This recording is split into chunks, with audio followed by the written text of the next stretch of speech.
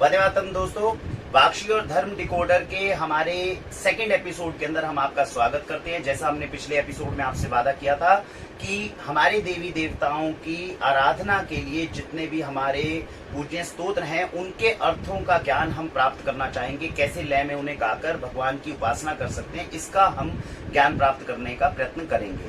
तो अभी जो हम शुरुआत कर रहे हैं, सबसे पहले जो सीरीज के पहले भाग के अंदर हम शुरुआत कर रहे हैं वो कर रहे हैं भगवान शिव की आराधना। आज की सीरीज में सबसे पहले जो भाग 1 है उसके अंदर भगवान शिव की आराधना के लिए जितने हमारे पास में स्रोत होते हैं उनकी हम जो है अर्थ को हम जानने का प्रयत्न करेंगे। और एपिसोड 2 के अंदर हम सबसे पहले जानते हैं भगवान शिव का जो नाम है, जो कहा जाता है कि भगवान शिव का नाम ओम नमः शिवाय, जिनसे उनका जाप किया जाता है।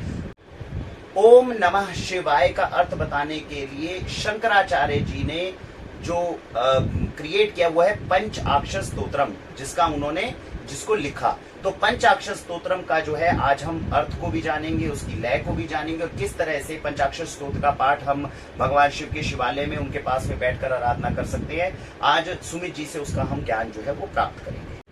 तो सबसे पहले हम जानते हैं कि शिव पंचाक्षर स्तोत्र की लय क्या है। अगर हम बैठते हैं शिवालय में भगवान शिव के पास में तो किस तरीके से इसको गाया जाता है, थोड़ा सा हम ध्यान करेंगे, मनन करेंगे शिवलिंग का, साथ साथ हम आपको भी गाकर सुनाते हैं। इस लय के अनुसार जो है हमें ये पाठ जो है वो करना चाहिए। शुरू करते हैं। ओम नमः शिवाय। श्री पंचाक्षर स्तोत्रम। नागेन्द्रहाराय त्रिलोचनाय भस्मांगरागाय महेश्वराय नित्याय शुद्धाय दिगंबराय तस्मै नकाराय नमः शिवाय। तस्मै नकाराय नमः शिवाय। मंदाकिनी सलिल चंदन चर्चिताय नंदीश्वर प्रमथनाथ महेश्वराय मंदार पुष्प पुष्प सुपूजिताय तस्मै मकाराय नमः शिवाय। तस्मै मकाराय नमः शिवाय। शिवाय गौरी वंदनाभिजवृंद सूर्याय दक्षाध्वरनाशकाय श्रीनीलकंठाय वृषभध्वजाय तस्मै शिकाराय नमः शिवाय। तस्मै शिकाराय नमः शिवाय। वसिष्ठकुम्भोध्वगोतमार्य मुनीन्द्रदेवाचितशेखराय चन्द्राकरवैश्वानरलोचनाय तस्मै वकाराय नमः शिवाय। तस्मै वकाराय नमः शिवाय।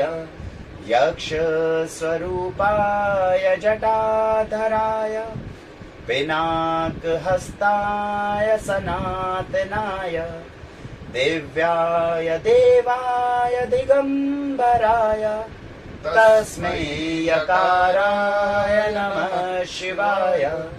तस्मै यकाराय नमः शिवाय।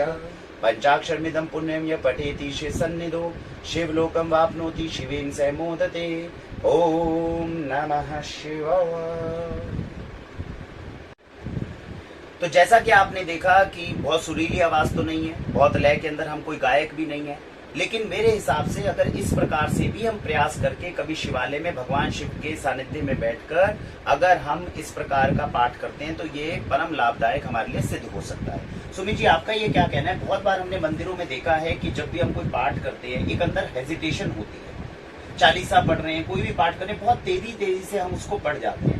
तो क्या जो है ये प्रॉपर लय के साथ में, पूरी लय के साथ पूरे स्वर का ज्ञान होकर पढ़ना जो है वही ज्यादा अच्छा है, या फिर हम तेजी से फास्ट अगर इसको पढ़ ले तब भी उतना ही लाभ हमें प्राप्त होगा? देखिए, जो जितने भी हमारे सनातन धर्म के आप तक प्रमाणिक ग्रंथ हैं, सभी पाठ हो या जप हो, उसको मध्यम स्वर में कहा जाता है। अति द्रुत में पाठ करने पर स्वयं भी लाभ नहीं होता और सुनने वाले को भी लाभ नहीं होता, क्योंकि चाहे हम पाठ करें या उच्च स्वर से जाप या वाचन करें, तो वो उसका मुख्य उद्देश्य यही रहता है कि स्वयं भी उससे लाभान्वित हो, सुने, और अगर कोई वहां और विराजमान है, खैर भगवान तो सर्वत्र नहीं, लेकिन अगर कोई और श्रोता भी है तो उसको भी उसका लाभ हो।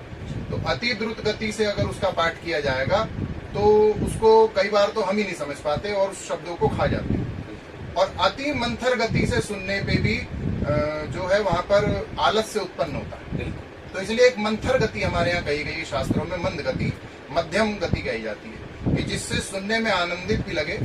और बात रही स्वर ताल की, तो समस्त वैदिक पौराणिक शास्त्रीय ग्रंथ स्वर ताल को बहुत महत्व देते हैं। वेदों में तो जो मंत्र हैं उनके बोलने की बाकायदा नियमावली निश्चित है, जैसे कि वेदों में त्रिष्टुप छंद है, अनुष्टुप छंद है, गायत्री छंद है, जगती छंद है। ये हर छंद को बोलने का एक अलग तरीका है।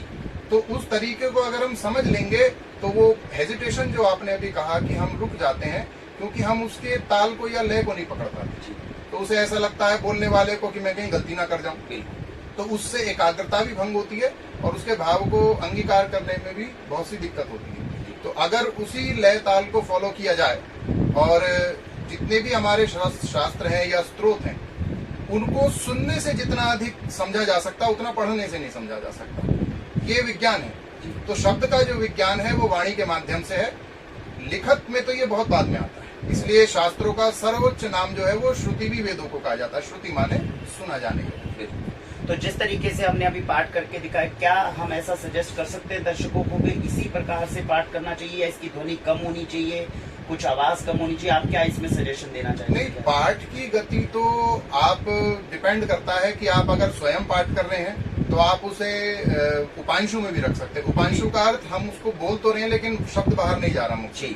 लेकिन अगर कोई और सुनने वाले भी वहाँ उपलब्ध हैं और मौजूद हैं तो उसको इतना तो कम से कम उच्च स्वर से बोला जाए कि जिसको कम से कम 4, 5, 10 व्यक्ति उसको सुन सके। तो बहुत अच्छी जानकारी है जो पंडित सुबीर जी ने हमें दी है। और अब हम समझते हैं, जो हमने अभी स्तोत्र का पाठ किया है, शिव पंचाक्षर स्तोत्र, तो ये पुण्य स्तोत्र के इसके भावार्थ को समझते हैं, इनके शब्दार्थ को हम समझने का प्रयत्न करते हैं। तो सुमित जी, मैं आपसे निवेदन करूंगा, जो पहला जो है इसका अंतरा जो है, उनका अर्थ जो है वो आप प्लीज बताने की कृपा करें सभी दर्शकों को। जी बिल्कुल। देखिए, अभी जैसा वरुण जी ने इसको पूरा गाया भी, सभी दर्शकों ने सुना, तो मैं एक एक इसके छंद को लेकर चलता हूँ। तो जो सबसे पहला इसका छंद है, भगवान शिव का जो सबसे प्रमुख मंत्र है उसे हम पंचाक्षरी मंत्र कहते हैं, नमः शिवाय। बस मंत्र केवल इतना ही है। एक बात हम समझ लें कि ओम या प्रणव जो भी है, ये सब वेद से लेकर और समस्त ग्रंथों में इसको ओम नहीं प्रणव कहा जाता है।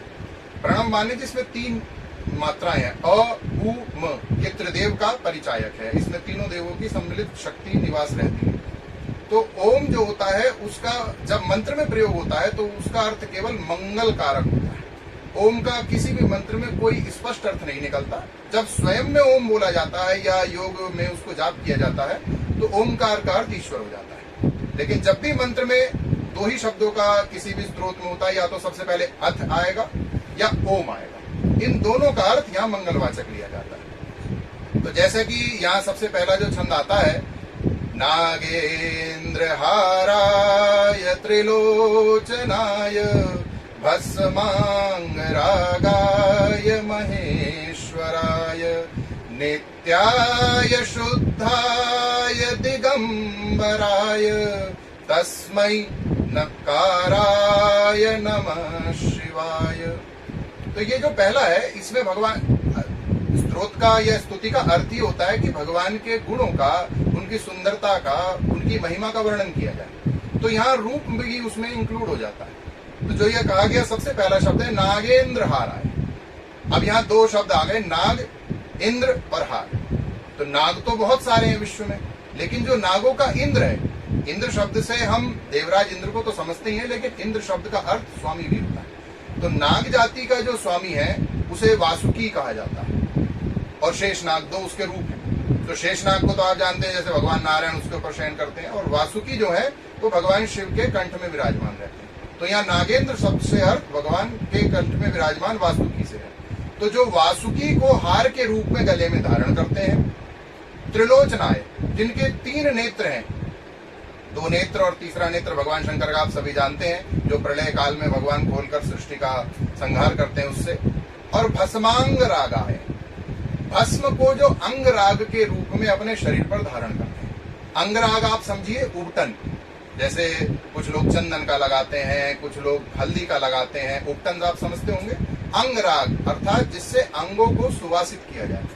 तो भगवान शिव भस्म से अपने अंगों को रागित अर्थात सुवासित करते हैं, और वो भस्म भी चिता की भस्म होती है। शमशान में चिता की भस्म को भगवान शिव धारण करते हैं अपने शरीर पर अंगराग के रूप में। और महेश्वराय, जो महान ईश्वर हैं, ईश्वर शब्द का प्रयोग ही भगवान शिव के लिए होता है। उनका एक नाम ही ईश है।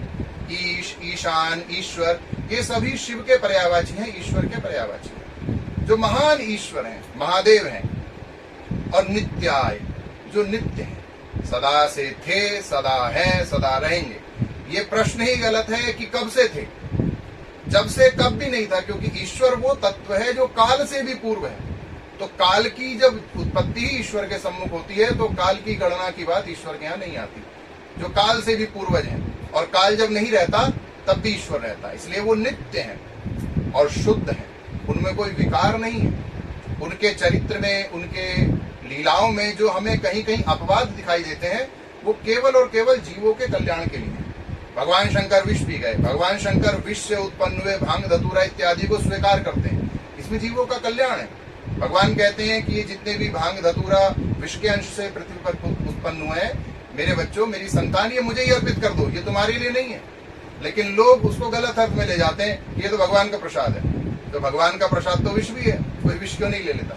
तो इसलिए वो शुद्ध है, उनके अंदर किसी भी प्रकार का कोई विकार संभव ही नहीं है। दृष्टिगोचर हो सकता है, लेकिन जैसे अग्नि में जो चीज जाती है वो अग्नि बन जाती है, गंगा जी में जो जाता है सब गंगा का स्वरूप हो जाता है। ऐसे ही भगवान के अंदर जो भी अगर हमें विकार दिखाई दे रहा है, वो हमारी दृष्टि का विकार है। भगवान शुद्ध है। तो ऐसे नागेंद्र को हार के रूप में धारण करने वाले, 3 लोचन वाले, भस्म को अंगराग के रूप में धारण करने वाले महान ईश्वर जो हैं, जो नित्य हैं और जो शुद्ध हैं, उनके नव रूप को, जो नमः शिवाय में 5 स्वरूप है, यहाँ 5 महाभूतों को भी इनकी संज्ञा दी जाती है, पृथ्वी, जल, तेज, वायु, आकाश। तो जो न स्वरूप भगवान है, उनका जो नकार है, उनके माध्यम से हम उनको नमस्कार करते हैं। ये इसके पहले छंद का अर्थ है। दिगंबराय का अर्थ? हाँ, दिगंबर। दिगंबर के 2 अर्थ निकलते हैं। दिगंबर का एक अर्थ तो निकलता है जो किसी वस्त्र को धारण नहीं करते। भगवान शंकर दिगंबरम कहते हैं ना, जो नग्न रूप में रहते हैं। और दिगंबर का दूसरा अर्थ होता है जो दिशाएं ही जिसका अंबर है। दिक शब्द जो है वो दिशाओं के लिए होता है, और अंबर शब्द कपड़े के लिए। जो दिशाओं को ही कपड़े के वस्त्र के रूप में धारण करते हैं और दिगंबर रहते हैं, ऐसे भगवान को हम नमस्कार करते हैं। ये पहले इसका छंद का अर्थ है। तो बहुत सुंदर जो है सुमित जी ने व्याख्या की है और हमें हर एक शब्द के अर्थ से हमें परिचित करवाया है। आप सभी से हम निवेदन करना चाहेंगे कि इसको जो भी हम एपिसोड्स बना रहे हैं, केवल इनको सुनकर ही यहीं पर ना छोड़ दें। इसको बनाने के, जितने भी हम एपिसोड्स बना रहे हैं, इनको बनाने का एक ही मकसद है, वो ये कि दिन में जब भी आप खाली बैठे तब कम से कम इसके अर्थ को दोबारा से जानें। ये जो शब्द हैं इनको आप मनन करने का प्रयत्न करें। जब भी खाली बैठे तब आप इनका मनन करें और इनको ध्यान में लेकर आएं। ऐसे करके एपिसोड की सीरीज में हम छंद वाइज जो है अपने एपिसोड्स को डिवाइड करेंगे। अगले एपिसोड में हम शिव पंचाक्षर स्तोत्र के दूसरे छंद का जो है वो पाठ समझेंगे। हमें उम्मीद है आपको ये पसंद आ रहा होगा। और ये एपिसोड्स वाक्षी के ऊपर जो है मेन चैनल पर लॉन्च नहीं होंगे, क्योंकि ऑर्गेनिक फूड से रिलेटेड है। इसके लिए राष्ट्र वैभव के नाम से नया चैनल बनाया गया है, तो आप उसी के ऊपर इन एपिसोड्स को आप देख पाएंगे। डिस्क्रिप्शन में आपको उसके लिंक्स मिलेंगे। धर्म डिकोडर नाम से यूट्यूब चैनल है, उस पर आप इसके एपिसोड्स को देख पाएंगे। तो आप कृपया करके उन्हीं चैनल्स को जो है सब्सक्राइब करें और वहां पर इनकी आगे की श्रृंखलाओं को आप अच्छे से देख पाएंगे, ऐसी हमारी उम्मीद है। आप सभी का बहुत बहुत धन्यवाद। भारत वंदे मातरम।